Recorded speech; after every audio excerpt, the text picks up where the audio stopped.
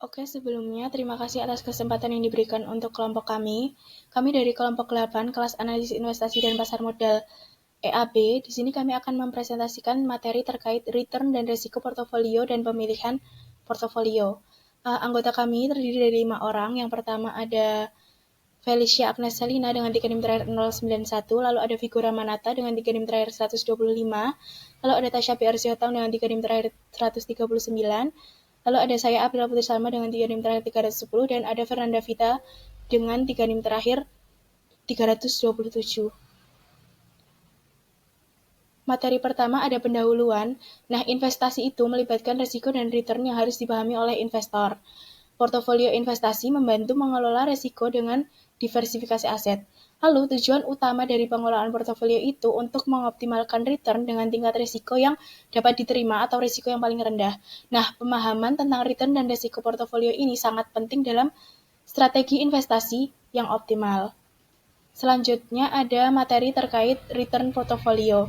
Nah, return portofolio ini merupakan rata-rata tertimbang dari return individu aset dalam portofolio.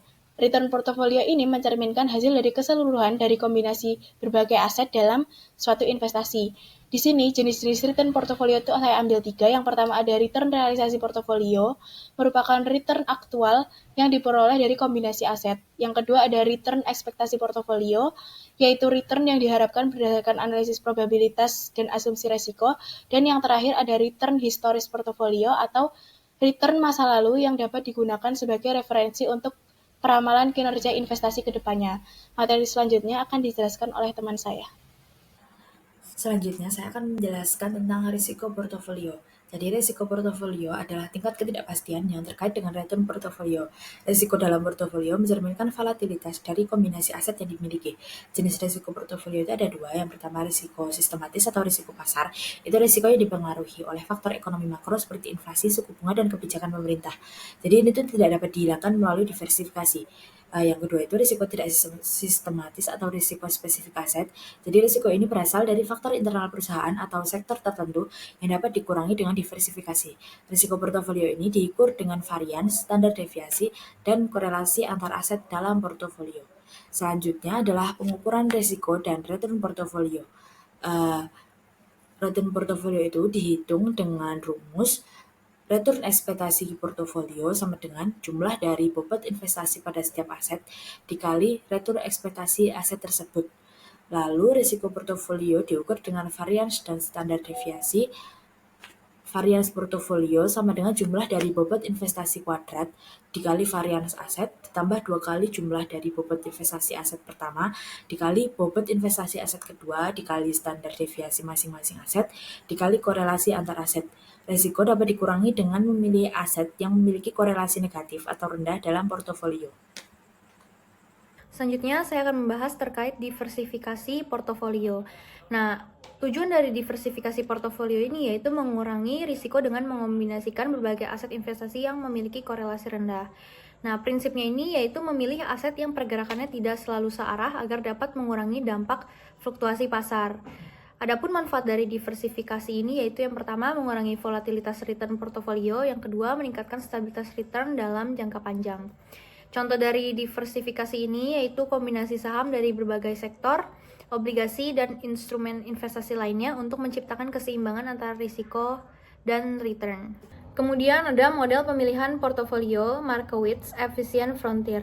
Nah, teori Markowitz ini, portofolio optimal adalah yang memberikan return maksimum dengan tingkat risiko tertentu. Ada juga istilah Efficient Frontier, itu kurva yang menunjukkan kombinasi portofolio terbaik dalam trade-off return dan risiko. Ada juga portofolio efisien dan tidak efisien. Untuk yang efisien, portofolio yang berada pada garis efisien frontier memberikan return terbaik untuk tingkat risiko yang ditoleransi investor. Lalu yang tidak efisien itu portofolio yang memiliki risiko lebih tinggi, tetapi return lebih rendah dibanding alternatif lainnya. Nah, Markowitz ini menekankan pentingnya diversifikasi optimal untuk mengurangi risiko tanpa mengorbankan return. Selanjutnya akan dijelaskan oleh teman saya. Izin melanjutkan dari yang teman saya sampaikan barusan. Selanjutnya adalah model pemilihan portofolio Capital Asset Pricing Model atau CAPM. Ada rumus CAPM ini yaitu E buka kurung RI tutup kurung sama dengan RF tambah beta, buka kurung E, buka kurung RM, tutup kurung, dikurang RF, tutup kurung. Yang dimana RF itu atau free rate atau suku bunga bebas resiko, misalnya obligasi pemerintah. Terus E, buka kurung RM itu return pasar atau return rata-rata dari pasar saham. Terus beta itu diartikan sebagai sensitivitas aset terhadap pergerakan pasar. Oke.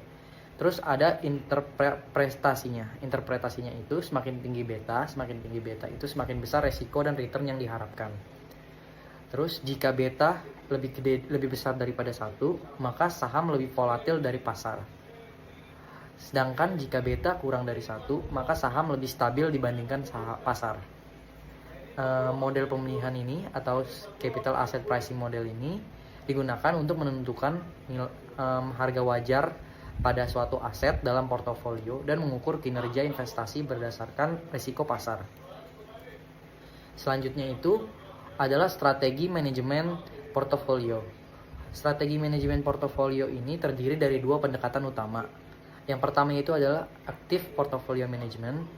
Itu dijelaskan untuk berusaha mengungguli pasar dengan pemilihan saham yang tepat. Yang kedua itu analisis teknikal dan fundamental digunakan untuk memilih aset yang under value. Contohnya itu seperti hedge fund dan mutual fund yang dikelola secara aktif. Yang kedua itu adalah passive portfolio management. Yang pertama dari yang kedua itu yaitu mengikuti indeks pasar tanpa mencoba mengunggulinya.